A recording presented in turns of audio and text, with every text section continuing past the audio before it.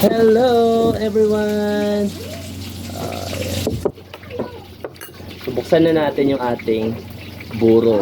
So siguro ito ay almost 3 weeks na. So, buksan na natin siya. Wow!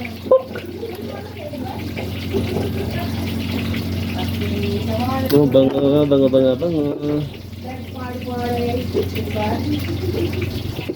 So pag mangga talagang malambot.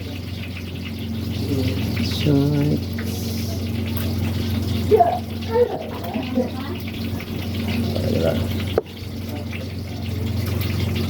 Sarap yung buro kasi may mga probiotic ito. Mga good bacteria na pwede nating kainin. No?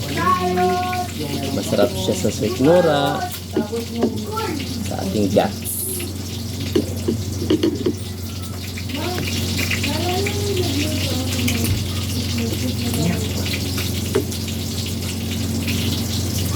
Wow.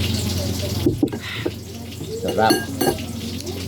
Parang ayaw ko lang din ng sabaw. So, ganun lang yon. Tanggalan ko siya ng yung labi niya para hindi ma-contaminated. Rubber naman yung ating rubber yung ating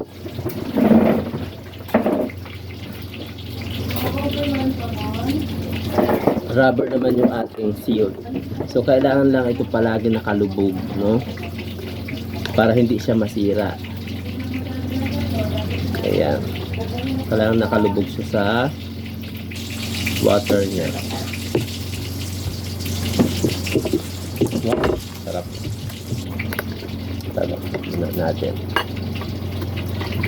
Para preserve ulit.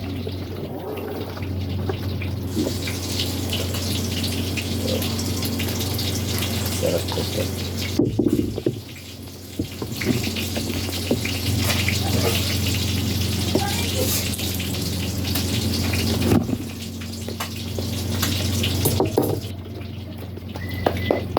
Sarap.